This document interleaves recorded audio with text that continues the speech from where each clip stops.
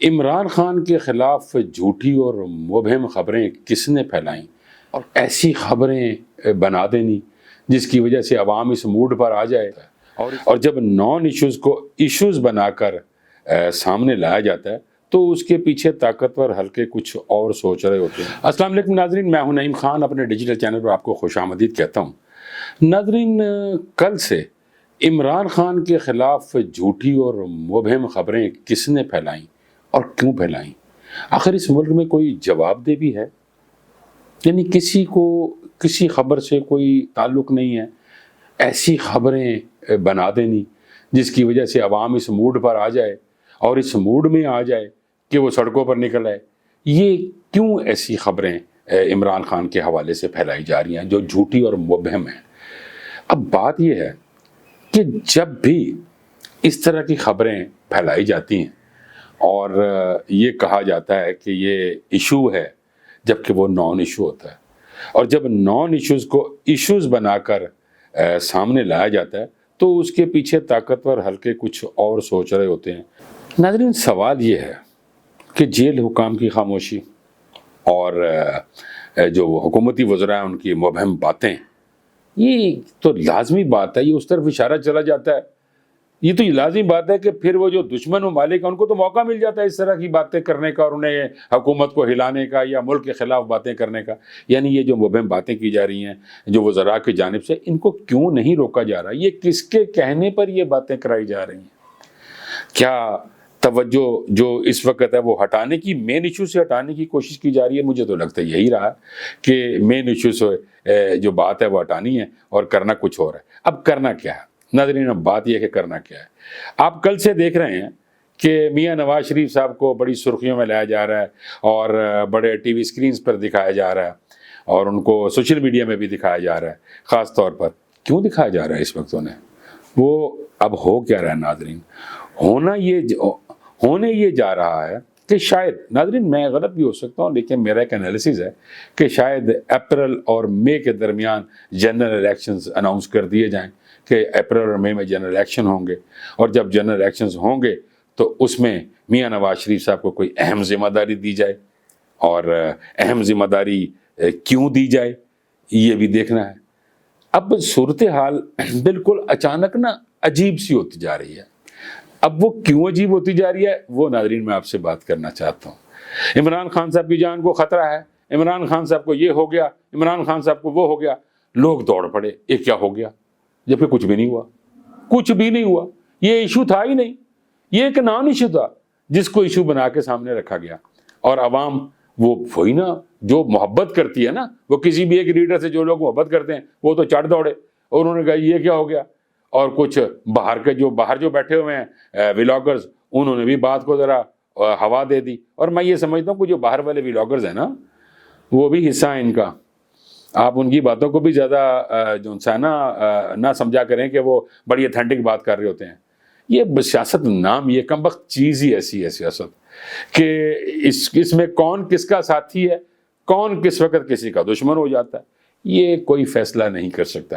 اچھا، اب بات یہ ہے کہ عمران خان صاحب کو یعنی ناظرین اب بات یہ ہے کہ جو خاموشی چھائی ہوئی تھی، ملاقات نہیں ہونے دینی، عدالتیں کہہ رہی نہیں ہونے دینی، یعنی عدالتوں کے کہنے کے باوجود بھی نہیں ہونے دے رہی، یکدم ایشو کیسے کریٹ کر دیا گیا کہ یوں ہو گیا وہ ہو گیا۔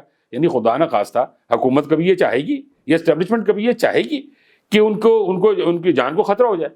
کبھی بھی نہیں چاہیں گے، کیونکہ اگر وہ جان کو خطرہ ہو جاتا ہے تو باتیں تو کس پہ آ جائیں گی؟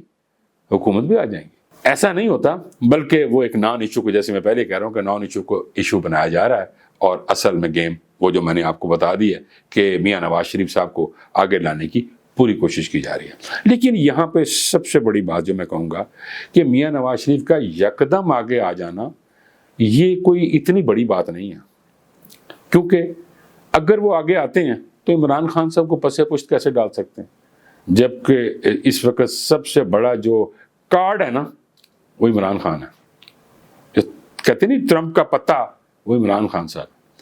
تو وہ عمران خان کو کس طرح بالائے طاق رکھ کے وہ آگے آ سکتے ہیں؟ اگر عمران خان صاحب کو بالائے طاق نہیں رکھتے تو پھر عمران خان صاحب سے بات تو کرنا ہوگی نا. ان سے بات کیے بغیر یہ گیم کیسے ہو سکتی؟ چونکہ عمران خان صاحب تو ایک ایسے دانشور کا نام ہے کہ جب بھی کوئی حکومتی حلقے یا کوئی مقتدرہ حلقے کوئی پالیسی بنا رہے ہوتے ہیں تو عمران خان صاحب یکدم ان کی ساری سیاست اور چال کو الٹا کے رکھ دیتے ہیں اور پھر ایک نئے سلسلہ شروع ہو جاتا ہے. اس وقت ناظرین سوال سیاست کا نہیں، سوال پاکستان کی بقا کا ہے کہ پاکستان کا رہنا اور پاکستان کا ہونا سب سے بڑی بات یہ ہے. جو کہ باہر کے لوگ بہت سارے چاہ رہے ہیں کہ پاکستان میں ٹینشنز کھڑی ہو جائے، اس کے اتنے صوبے بنا دیے جائیں، اس کو کمزور کر دیا جائے. ناظرین ہمیشہ یہ کہا جاتا ہے کہ عوام سو رہی ہے، عوام کبھی سوتی نہیں ہے. عوام وہ چیز ہے جو تاریخ کا جو پلٹا نا، جو تاریخ لکھ رہی ہوتی ہے اسے بدل دیتی ہے اور نئی تاریخ لکھی جاتی ہے. عوام جاگ رہے ہیں، عوام سو نہیں رہے. لیکن مقتدر حلقے بھی عوام کو نا اپنے جو ہے حصار میں لے کر کوئی نہ کوئی بات کرنا چاہتے ہیں. عوام سے ہٹ کر کبھی بات نہیں ہوگی، چونکہ عوام زیادہ تر خاموش رہتی نہیں ہے. کوئی نہ کوئی بات عوام کی طرف سے آ جاتی ہے جو کہ پھر وہ جو فیصلہ کیا ہوتا ہے اس فیصلے کو پھر واپس لینا پڑتا ہے. تو ناظرین ایک طرف تو نواز شریف کو طاقت کے دروازے تک لے جانا اور دوسری طرف عمران خان کی سیاست اور اس کے اثر کو لپیٹ دینا. مجھے یہ لگ رہا ہے کہ اگر یہ ایسا ہوگا کہ اگر عمران خان صاحب کی سیاست کو اور اثر کو لپیٹنے کی کوشش کی جائے گی، اس سے عوام میں زیادہ الفت پیدا ہو جاتی ہے. یہ جو صلاحیں دینے والے لوگ ہیں نا، جو مقتدرہ حلقے ہیں، وہ ان صلاح کاروں سے ذرا بچ کے رہیں، تو کہ وہ الٹی صلاحیں دیتے ہیں، وہ کبھی صحیح صلاح نہیں دیتے. کسی وقت بھی کسی ملک میں بھی، میں صرف پاکستان کی بات نہیں کر رہا، کسی ملک میں بھی کچھ ایسے حالات ہو جاتے ہیں تو سب کو ساتھ لے کر چلنا پڑتا ہے. اور اگر سب کو ساتھ لے کر نہ چلا جائے تو حالات کچھ سے کچھ ہو جاتے ہیں. ناظرین اگر ڈاٹس کو ملایا جائے تو پاکستان ایک ایسے دھانے پر کھڑا ہے جس کے نتائج آنے والے جو سال ہیں نا وہ بڑے امپورٹنٹ ہیں ناظرین، کہ جو اس وقت صورتحال پاکستان کی بن گئی ہوئی ہے. اگر میں نے پہلے عرض کیا نا کہ ڈاٹس کو ملائیں تو آپ کو اندازہ ہو جائے گا کہ پاکستان جس دھانے پہ کھڑا ہے اس کو اس وقت کھڑے رہنے کی ضرورت ہے. اور خدا نہ خواستہ جو باہر کی یا جو باقی جو طاقتیں ہیں جو پاکستان کی اس طاقت کو کمزور کرنا چاہتی ہیں، وہ یہ چاہ رہی ہیں کہ پاکستان کمزور ہو جائے. لیکن انشاءاللہ پاکستان کی عوام، پاکستان کی مقتدرہ حلقے، پاکستان کی گورنمنٹ اور ایون پی ٹی آئی کبھی نہیں چاہے گی کہ پاکستان کو کچھ ہو. تو کروڑوں لوگ خاموش رہ کر تاریخ کا رخ موڑ دیتے ہیں. میں نے پہلے عرض کیا تھا نا کہ حلقے جو مقتدرہ حلقے ہیں یا باقی لوگ ہیں وہ یہ سمجھتے ہیں کہ شاید عوام خاموش ہے، لیکن مقتدرہ حلقے بھی جانتے ہیں کہ عوام خاموش نہیں ہے. اچھا یہ مقتدرہ حلقے بھی تو اسی عوام کا حصہ ہے نا، اور یہ عوام بھی مقتدرہ حلقوں کا حصہ ہے. لیکن اگر عوام کو کانفیڈنس میں لے لیا جائے تو میں نہیں سمجھتا کہ کسی ملک کی ترقی رک سکتی ہے. اگر اس طرح نہیں کریں گے تو تنزل کی طرف چلے جائیں گے. میں یہ سمجھتا ہوں کہ عوام اور ان کے لیڈرز کو عزت دی جائے اور وہی کیا جائے جو عوام اور ان کے لیڈرز چاہتے ہیں. ناظرین میں یہ ضرور کہوں گا کہ یہ لڑائی ایک فرد کی نہیں ہے بلکہ پاکستان کے مستقبل کی ہے، اور مستقبل اسی کا ہوتا ہے جو کھڑا رہتا ہے. ناظرین اب تک کے لیے اتنا ہی. مجھے امید ہے کہ آپ کو آج کا ویلاگ پسند آیا ہوگا. اگر پسند آیا تو اس کو لائک اور شیئر کرنا مت بھولیے گا. ہمارے چینل کو سبسکرائب ضرور کیجیے گا. مجھے اجازت دیجیے. اللہ نے کے بعد.